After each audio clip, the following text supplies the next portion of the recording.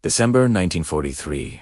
A German supply train thunders through occupied France, carrying ammunition, medical supplies, and winter uniforms for the Eastern Front.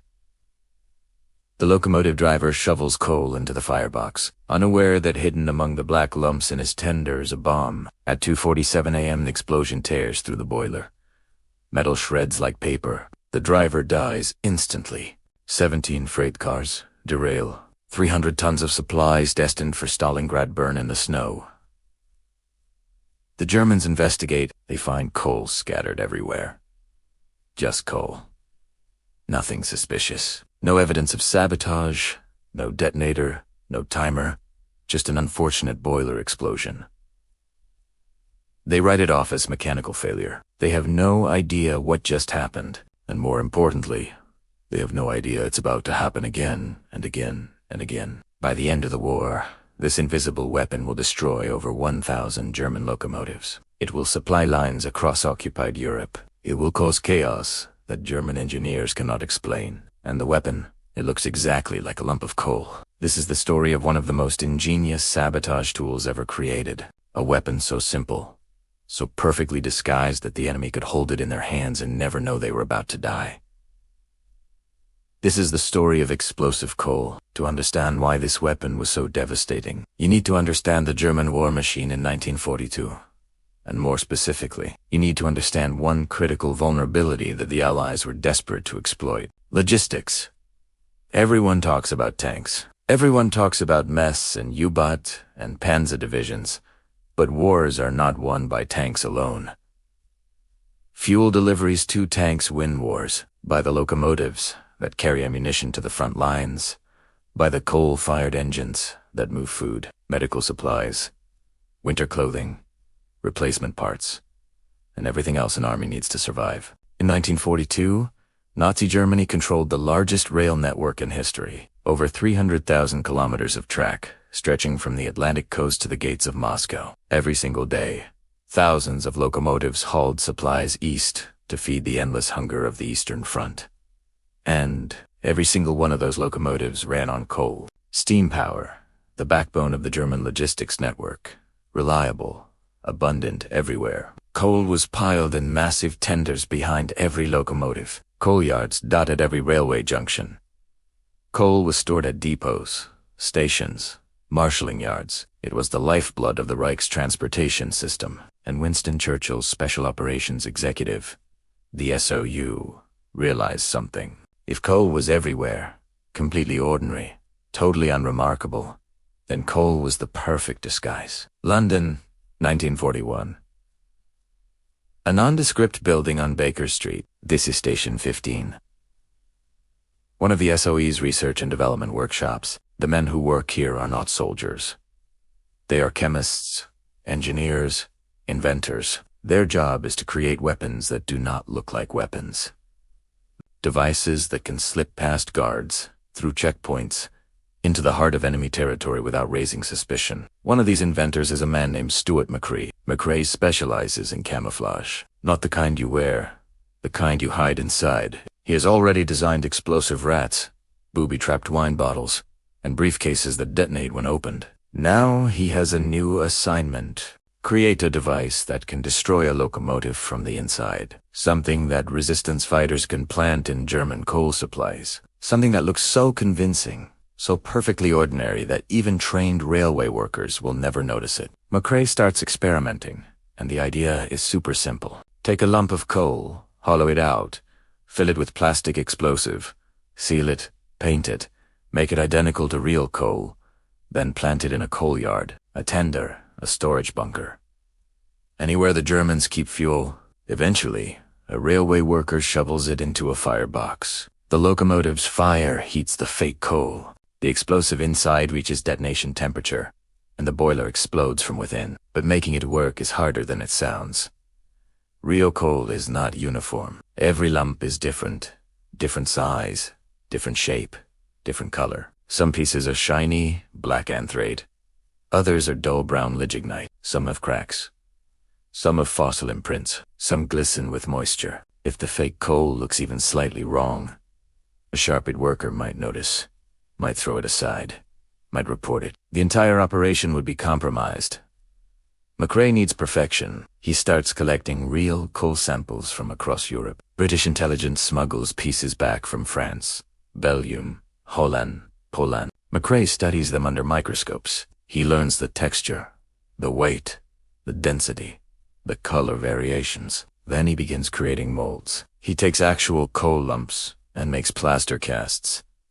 Each mold picks up every little crack and detail. He tries out different materials for the shell, like plaster, resin, and even compressed coal dust mixed with binders. Inside, he places Nobel 808 plastic explosive. This is critical.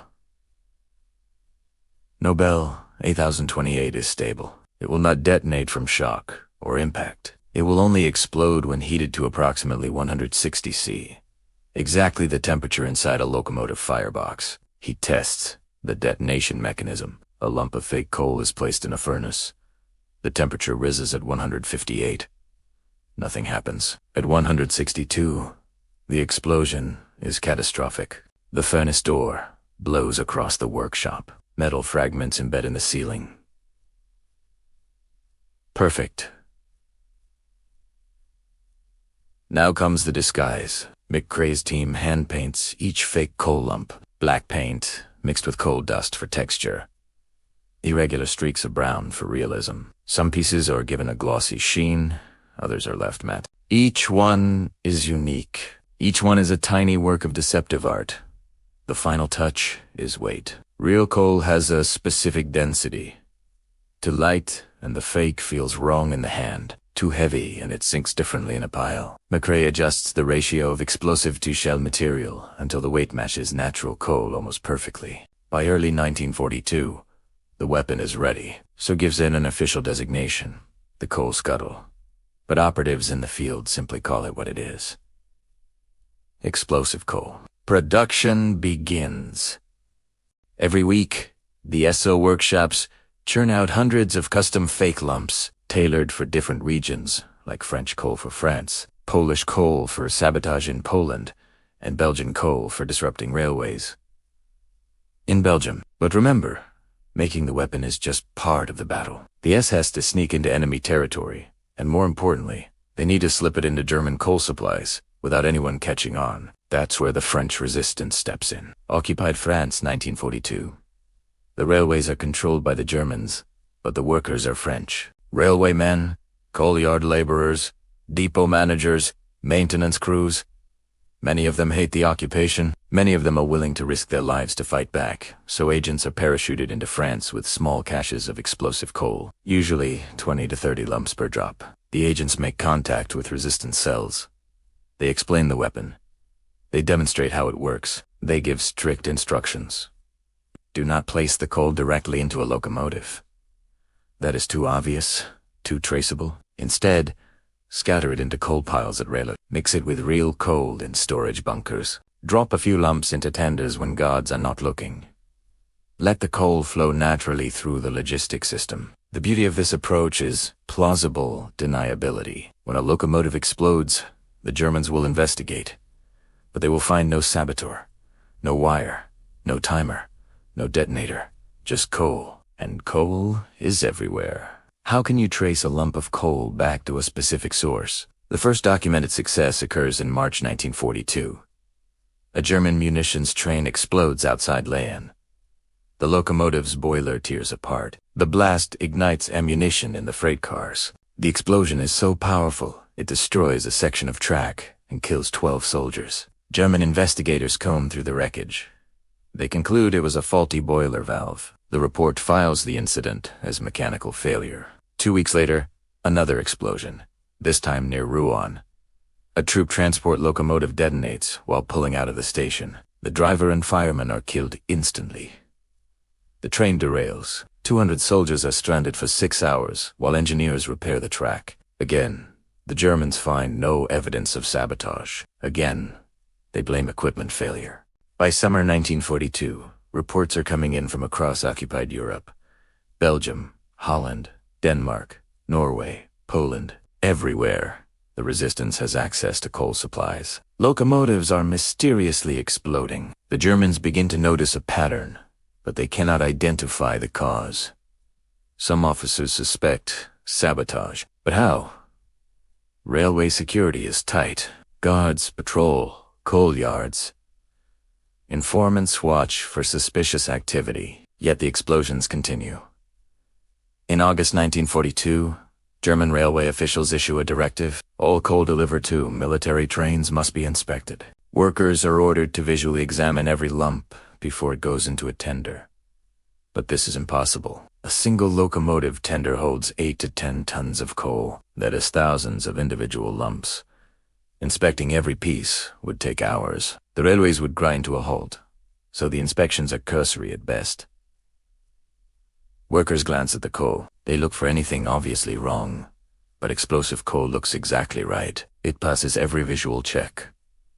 The sabotage continues. By late 1942, the SO expands the program. Explosive coal is now being dropped to resistance networks in Italy, Yugoslavia, Greece. Anywhere the Germans rely on coal-fired locomotives, the weapon is deployed. Some resistance cells get creative. In France, a group of railway workers develops a technique they call coal bombing runs. Late at night, they drive a truck to a ring. They scatter 50 lumps of explosive coal across multiple coal piles in under 10 minutes. Then they disappear. Over the next few weeks, locomotives randomly explode as the tainted coal works its way through the system. In Poland, resistance fighters bribe coal yard supervisors to look the other way while they plant explosive lumps in stockpiles destined for Eastern Front supply lines. Trains explode deep inside occupied Soviet territory, hundreds of kilometers from where the sabotage occurred. The Germans are losing locomotives faster than they can replace them. Each destroyed engine means delayed supplies, delayed reinforcements, delayed evacuations of wounded soldiers. The cumulative effect is devastating. But the weapon has another psychological impact that the SO did not anticipate. Paranoia. German railway workers start to fear the coal itself. Locomotive crews begin refusing to shovel fuel. Some engineers demand that every lump be broken apart and inspected before it goes into the firebox. This slows operations even further. In some regions, German commanders order that all coal supplies be dumped and replaced with verified stock from German mines. But this is logistically impossible. There is not enough manpower, not enough trucks, not enough time. The fear spreads. By 1943, there are reports of German firemen throwing entire coal loads off tenders, refusing to use fuel they do not trust. Trains sit idle. Schedules collapse, and still the explosions continue. One of the most successful operations occurs in occupied Denmark in early 1943. A Danish resistance cell acquires 60 lumps of explosive coal from an SOE air. They plant the coal in a stockpile at the Copenhagen rail. Over the next 2 months, 9 German locomotives explode. The railway system in Denmark essentially shuts down. The Germans are forced to divert trains through Sweden, adding days to delivery schedules. The Danish resistance repeats the operation. Another 60 lumps, another wave of explosions. By mid-1943, German commanders in Denmark are requesting armored trains because they no longer trust standard locomotives. But the weapon is not perfect. There are failures. Sometimes the explosive does not detonate. Sometimes resistance fighters are caught planting the coal and executed. Sometimes the fake lumps are discovered before they reach a firebox. In one incident in Belgium, a German railway inspector finds a suspicious piece of coal. It feels slightly wrong. He cracks it open with a hammer. Inside, he finds the explosive core. The entire coal yard is immediately locked down. Every lump is inspected. Dozens of explosive pieces are discovered and removed. The Germans issue a new directive. All coal must be broken apart before use. But again, this is impractical. Breaking apart 10 tons of coal per locomotive is impossible. The directive is quietly abandoned after 2 weeks. By 1944, the SO estimates that explosive coal has destroyed over 1,000 locomotives. This number is probably conservative. Many explosions are never reported. Many are attributed to other causes. The true toll may be significantly higher, but the impact goes beyond raw numbers. The weapon forces the Germans to divert resources. Security personnel must guard coal yards. Engineers must inspect supplies. Replacement locomotives must be manufactured and shipped. All of this drains resources from the front lines. More importantly, the weapon creates chaos in the German logistics network. Trains are delayed. Supplies do not arrive on schedule. Commanders cannot rely on rail transport. The entire system becomes unpredictable, and unpredictability in war is deadly. There is one final twist to this story. In late 1944, as Allied forces advance across Europe, they begin capturing German documents. Among these documents are intelligence reports about explosive coal. The reports reveal something fascinating. The Germans knew about explosive coal as early as mid-1942. They had captured samples. They had analyzed the design. They understood exactly how it worked. But they could not stop it, even with full knowledge of the weapon, even with warnings issued to every railway depot, even with inspections and security measures. The sabotage continued because the weapon was too simple, too perfectly camouflaged, too easy to deploy. You cannot guard against something that looks exactly like the thing you need to use. After the war, Stuart McCrae, the inventor of explosive coal, was asked if he was proud of his creation. His response was telling. He said he was not proud. He was satisfied. Satisfied that he had created a weapon that worked exactly as intended. A weapon that caused maximum disruption with minimum risk to the operatives who deployed it. Explosive coal was never glamorous. It did not win battles. It did not destroy armies. But it did something more insidious. It corroded trust. It created fear. It made the Germans question the most basic element of their logistics network. And in doing so, it helped win the war. The fake coal that destroyed 1,000 German trains was not a miracle weapon. It was not high-tech.